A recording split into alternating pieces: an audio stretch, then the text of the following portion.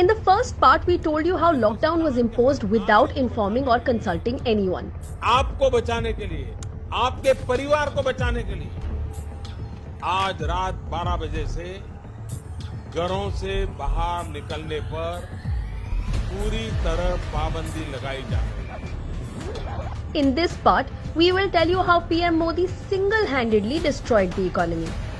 The Prime Minister had said in his address to the nation that there is no doubt that the country will also have to pay the economic price of this lockdown. But my biggest priority at the moment is to save the lives of every Indian. So, how much did the country pay for the lockdown economically? Since we have already lost 1,60,726 lives to the virus. And did the Modi government have any plan to prepare the country for the economic blowback from the pandemic? The answer is no. Niti Aayog, that serves as a think tank for the government of India and plays a pivotal role in the policy making of the central government, had no information about the lockdown. 1 crore migrant workers walked with children on their backs for thousands of miles to reach home. Did the Ministry of Labour and Employment have any plans to control the migrant crisis? Did they even think about the repercussions? The answer is no. From the main secretariat to about 45 other departments where BBC filed RTI petitions, no one had any information on this matter.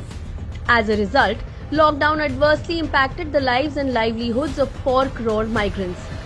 The Prime Minister announced COVID-19 Economic Response Task Force just 5 days before the lockdown.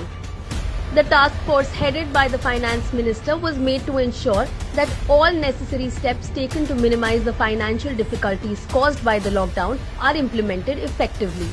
The BBC filed an RTI to analyse how much advice this task force gave to the government and to what extent it was successful in achieving its objective. The application is stuck between the Prime Minister's office and the Finance Ministry.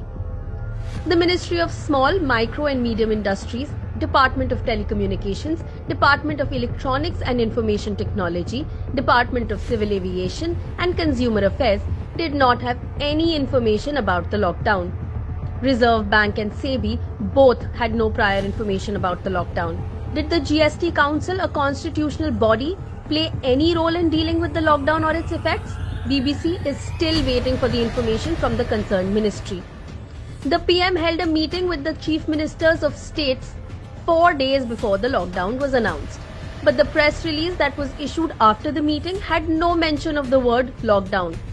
In a reply to the RTI application filed by the BBC, the CM's office in Assam and Telangana replied by saying they had no information.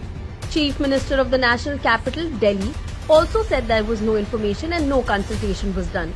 The Governor of Punjab, Gujarat and Uttar Pradesh also had no information about the lockdown.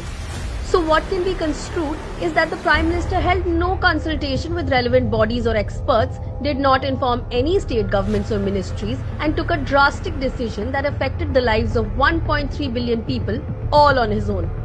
In this quarter, in which the lockdown took place, the country's GDP declined to minus 24%. This year, the growth rate will remain negative at minus 8%. Unemployment rate increased to 8.7% in March 2020 due to large-scale layoffs, and unemployment reached a peak of 23.5% in April 2020. For the third time in 4 years, Modi's knee-jerk decision-making has cost India dearly.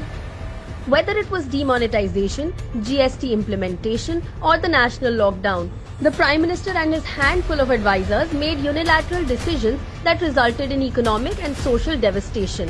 Not only is it completely undemocratic, but it also points to a more worrying issue.